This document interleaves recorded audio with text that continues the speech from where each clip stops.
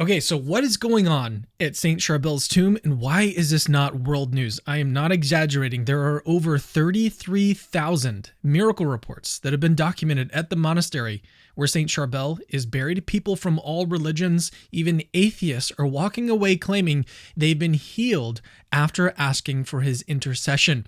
And look, this number is not a mistake. Let's actually look at St. Charbel, familyofsaintcharbel.org. All right, so in the miracle section on this article, they say more than 33,000 healing miracles have been reported to date in the records at the monastery of St. Marin Anaya. In addition, there are countless thousands of miracles reported in Lebanon and abroad that do not appear in these records. So 33,000 is actually on the low end. We're talking about cancer disappearing, blindness being reversed, limbs being restored. And today, in this video, I'm going to show you several of the most jaw-dropping cases that I've found. On the same website that we just visited, I found a rare Arabic interview with Father Louis Maytar, a priest who's been sort of collecting these cases for years, and I had it translated from Arabic into English. Now, what you're about to hear are these stories exactly the way that he tells them, and trust me, some of these are absolutely wild. But before we dive into the miracle accounts, including cases of healing from leukemia, autism, and even being born without sight, you need to know who St. Charbel was and what happened to him, particularly after he died. Because once you understand the life that he lived, the rest actually starts to make sense. So St. Charbel was born Yusuf Antoun Maklouf on May 8, 1828, in a little mountain village in Lebanon called Bika Kafra. Don't know if I'm pronouncing any of this correctly. He came from a very devout but poor family. His dad actually died when he was just 3 years old. But what stuck with him was actually the family's deep faith. Growing up, he felt a really intense pull toward prayer. He would tend the family's small herd and spend hours praying in a grotto where he kept a small icon of the Virgin Mary. Even in Lebanon, he had two uncles that were hermit monks, and they were a huge influence on him. And at age 23, he left home secretly to join the Lebanese Maronite order.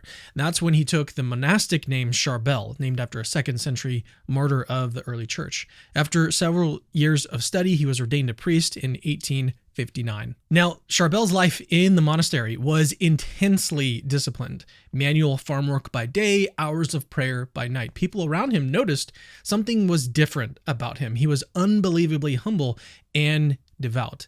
There's actually this famous lamp story. It's pretty interesting. One monk tried a prank on him, filling Charbel's oil lamp with water instead of oil. But the lamp still burned throughout the night, and everyone was stunned, seeing it as a sign of God's favor on Charbel. Later, he got permission to live in total solitude, a hermitage on a hill near the monastery of St. Marin in Anaya. From 1875 until his death in 1898, he lived extremely austerely, minimal sleep, rigorous fasting, near constant prayer. Local villagers, Christian and Muslim, started calling him a holy man. Now let's talk about his death, all right? So he died on December 24th, 1898, after collapsing during Mass. And that's not the end of his story, though, okay? So almost immediately, people reported seeing a bright light over his tomb, not just Christians. And when his body was exhumed only a few months after his death, it was found incorrupt. No signs of decay. Okay, that's what incorrupt means.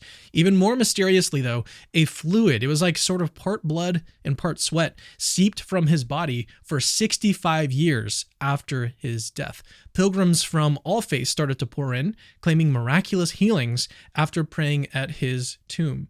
So over time, the Catholic Church recognized multiple miracles, leading to Charbel's beatification in 1965 and canonization in 1977. Now, since then, no joke, the monastery in Anaya, as I already mentioned, has recorded over 33,000 miracles credited to St. Charbel's intercession. Crazy.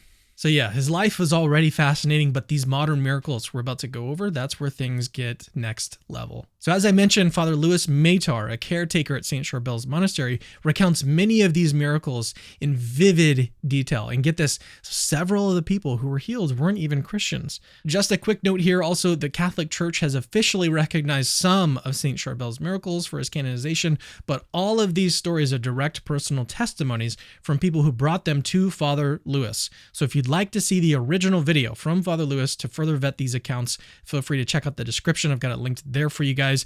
But as I say, I've gone through a lot of work to bring you these same stories directly to you in English, so I do hope that you guys will stick around. All right, let's dive into our first miracle. So this one is from a man in Syria, in Stockholm. He had a heart arrhythmia.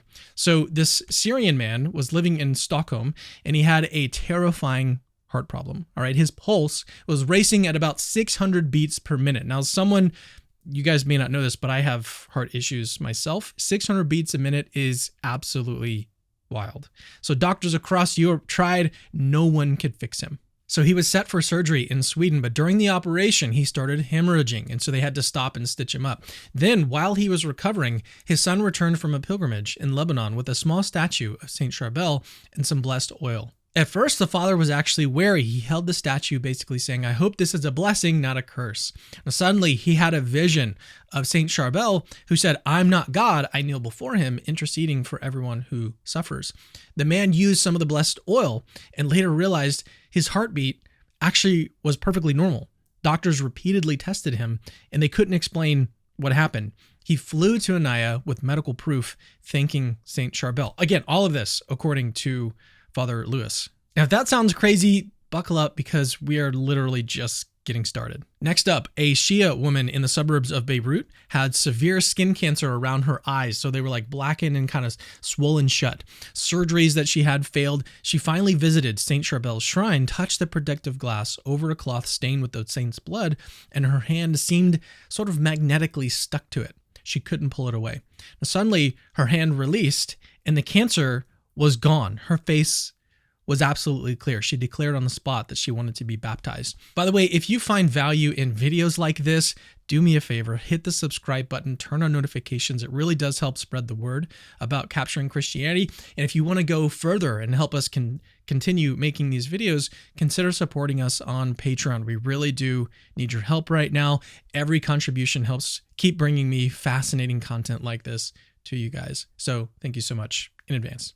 Next up, we've got another remarkable story. A child named Thomas, born to a Lebanese father and Australian mother, he was diagnosed with the rare Niemann-Pick disease. It sort of destroys your organs, usually lethal by age 1 or so. And his grandmother had great faith in Saint Charbel. She dreamt that Charbel was holding a file labeled Thomas, saying, "It's in my hands now." Soon after the dream, all the test results suddenly showed no disease. Even the original tissue sample that they tested in the US somehow reversed from positive to negative. The family brought Thomas and 50 relatives to Anaya with documents proving the cure. Hearing these stories, I really wish there was a way to interview Father Lewis. If you know how to contact him, and especially if you know if he speaks English or not, please let me know in the comments. All right, this next one is quick, but it's really stunning. A young woman in Brazil, blind from birth, received a small bottle of Saint Charbel's blessed oil from a Lebanese friend. She anointed her eyes, prayed, and the next morning she could see. She sent her testimony and medical records back to Anaya. Next, we've got a Filipina domestic worker in Lebanon who found out that her daughter back home was dying from aggressive leukemia. She had no money for airfare, no time. The homeowner gave her a large image of Saint Charbel saying, "Go pray." She locked herself in a room, weeping in prayer. And meanwhile, in the Philippines, the hospital staff was literally preparing a coffin for her daughter. And suddenly, the girl coughed, sat up, and showed no sign of cancer.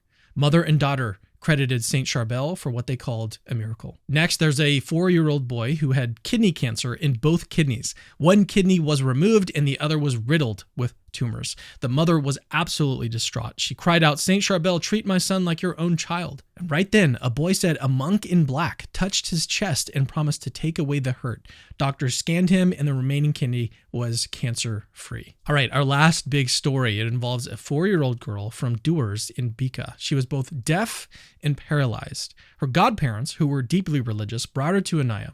After praying, they headed to the courtyard, and suddenly the child stood up and ran.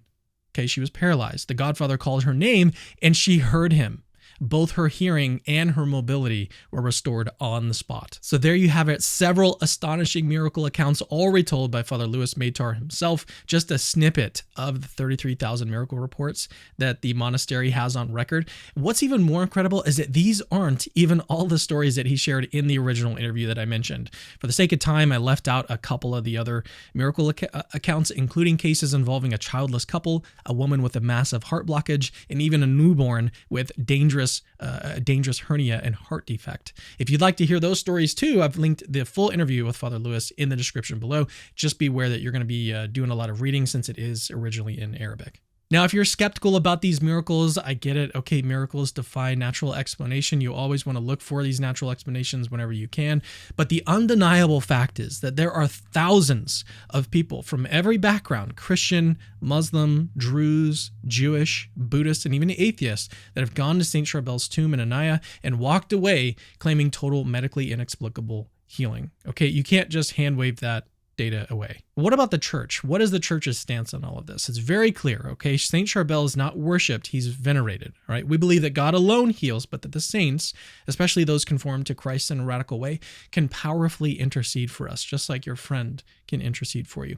But if any of these miracles are real, that is very serious evidence, not just for God's existence, but for the truth of Christianity. The tomb of Saint Charbel has over 33,000 miracle reports on file. Now, maybe you're thinking, how could any of this possibly be true? Or maybe you're actually looking for flights to Lebanon right now. Either way, it raises a deeper question. Why this saint? Why so many miracles? What is God really up to with all of this? All in all, I think Father Louis Maytar actually put it best. He said, we adore only God. We do not worship Charbel. But these miracles, they are living proof that God hears the prayers of the saints. Oh, and then remember, Christianity is true.